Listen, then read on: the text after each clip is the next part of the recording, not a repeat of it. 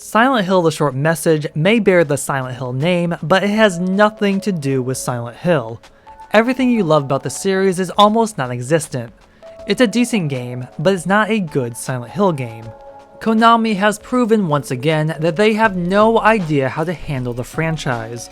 Silent Hill Ascension is trash, and with The Short Message, it's completely forgettable. Back in 2014, Konami surprised all of us with PT, a free playable teaser acting as the reveal for Silent Hills, a game made by Hideo Kojima. PT has been labeled as one of the best horror games out there, but sadly, fallout between Kojima and Konami would result in Silent Hills being cancelled, and PT was removed from the PlayStation Store. Skip ahead to 2024 and history sort of repeats itself. Silent Hill: The Short Message is a free download on the PlayStation 5. Spanning only 3 chapters, this is a game that can easily be played in one sitting. Unlike PT, The Short Message doesn't tease a future game. It's a complete story in itself. While PT invoked mystery, suspense, and had everyone talking about it, its themes, and its thought-provoking gameplay, Silent Hill: The Short Message doesn't even come close. It feels like an apology from Konami, but one that's thrown in our faces that we have to accept. Players take control of Anita, a high school student in Germany with a rough past who finds herself stuck in a hellish apartment complex as she comes to terms with recent events. The story revolves around bullying, depression, and suicide, all of which are handled in the most stereotypical, cliche, and cringy way possible. While this does happen, we need more depth. There are many layers to the topic of mental health. While its end message is about overcoming and confronting it head-on, the path taken to get there is done in the most basic way possible, almost making a joke of the situation. It's a story we've seen before, and the topic could have been handled in a better, more original way.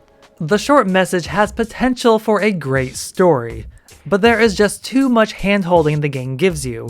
There's little to explore in its well-crafted, eerie environments, and usually in order to progress, you need to look at certain items to proceed. Puzzles are nowhere to be found except for one minor part, and nothing is ever truly challenging for the player. The most frustrating thing about this game are the horrible chase sequences.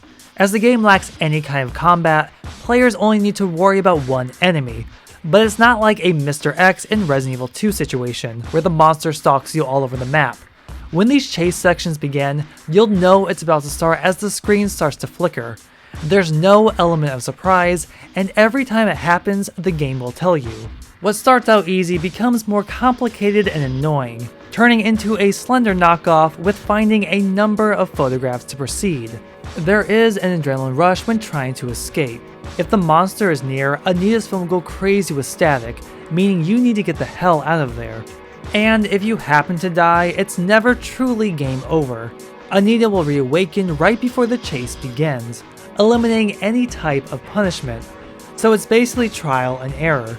So much of this game feels borrowed from other games, a lot of it being ripped from Resident Evil 7, even something like Layers of Fear and PT itself. While the inspiration is noticeable, there is absolutely no innovation. Silent Hill: The Short Message is like so many indie horror games we've seen over the years.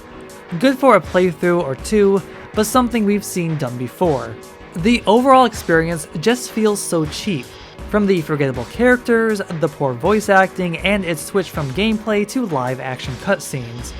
The main enemy lacks in its design, and if you played any horror game before, there's little to scare you. There are moments of interest towards the end of the game about Anita's past, but by then it's too little too late for any kind of investment. What's worse about all of this is the poor attempt at making a connection to Silent Hill itself.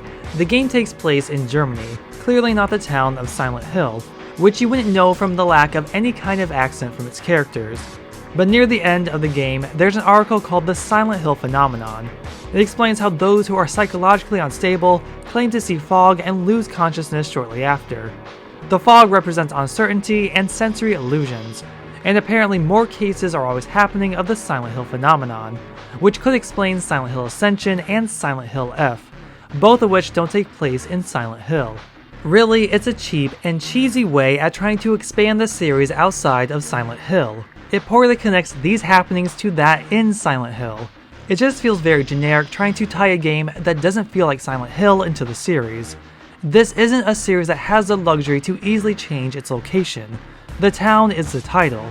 We expect Silent Hill to take place in Silent Hill or have some kind of connection to it. Look at something like Silent Hill Homecoming. We start off in the town of Shepherd's Glen.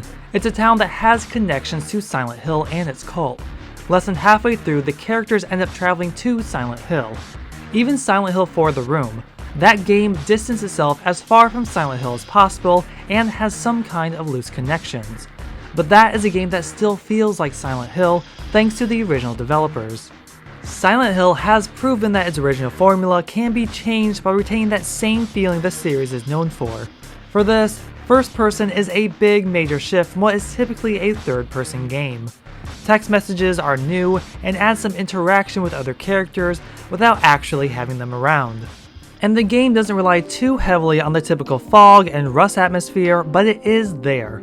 It would be nice to see Silent Hill change up the formula and surprise the audience again. Silent Hill Shattered Memories reimagined the original game and shrouds the town in snow and ice. Silent Hill Downpour dealt with water and rain with minor fog.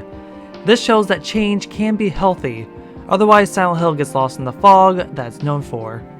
The short message doesn't try to do any of this. It feels like two separate stories that were stitched together that kinda makes sense. But the game's quick, rushed ending ruins any kind of build-up. There were plenty of opportunities for shocking twists and turns, but they never happen. Anita is a damaged character but comes across as boring. There are plenty of moments that almost allude to a darker, more dangerous Anita, but the game backtracks and plays it safe. Everything is overdramatic, sometimes confusing and questionable, and the story suffers because of it. Silent Hill: The Short Message is a messy, forgettable experience and hardly feels like a true Silent Hill game. It's a decent horror game, but not a good Silent Hill game. It tries something different, but when PT was so good, The Short Message feels basic in comparison.